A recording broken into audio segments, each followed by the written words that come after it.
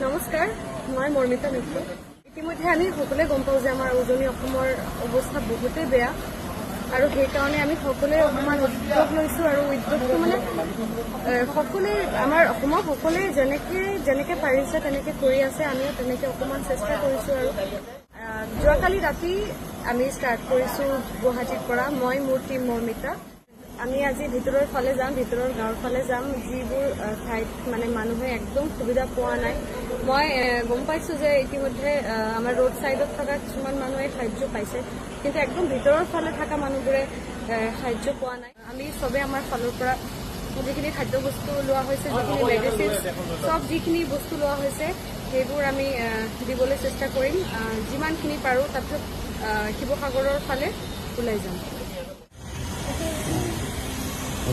ইয়াতে এটা বস্তাত আছে চিৰা, ইয়াতে পানী লোৱা হৈছে, লগতে আমাৰ খাদ্য বস্তু যিবোৰ পেকিং কৰা হৈছে, মানে চালি দালি আৰু যিবোৰ লাগে আমাৰ সেইবোৰ একেলগে ইয়াতে লোৱা হৈছে।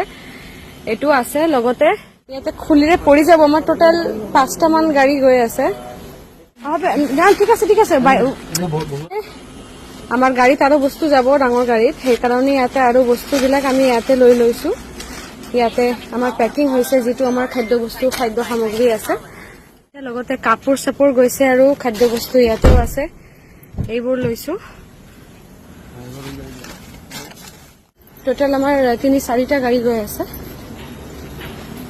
এই হ'ল আমাৰ জুণ্টিদাক মই পইচাটো পঠাই দিছিলো যে জুণ্টিদা এৰেঞ্জমেণ্ট কৰি থব।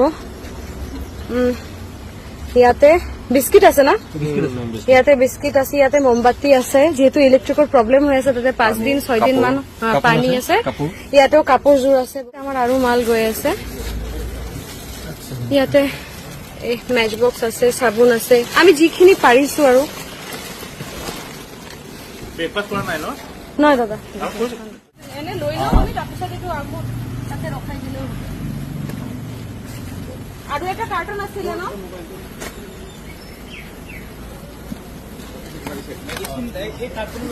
ইয়াতে কি মেগী লৈছে না মেডিচিনো আছে। ইয়াতে আমাৰ মেডিচিন চব আছে, ইয়াতে মেডিচিন, চেনিটাৰী নেপকিন, আৰু বহু মানুহৰ ডিচেণ্ট্ৰিও হৈছে, গতিকে এইবোৰ বহুত প্ৰয়োজন, এইবোৰ লাগিবই।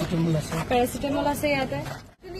আমাৰ বস্তুখিনি যোৱাকালি কিনা হৈছে যোৰহাটৰ পৰা, 2 দিন ধৰি পেকিং হৈছে। এইবোৰ বাইদেউ টিমে পেকিং কৰিছে, চব কৰিছে। মানে এনেকুৱা পৰিস্থিতিত সকলোৱে একেলগে, মানে মই ভবাই নাছিলো যে টিম মৰ্মিতাত পটককে ইমান মেম্বাৰ্ছ আমি একেলগে হৈ যাম বুলি। গতিকে সকলোৰে সহায় সহযোগিতা মানে ইমান আগবাঢ়ি আহিছে সকলোৱে, এইটো বহুত ভাল লাগিছে।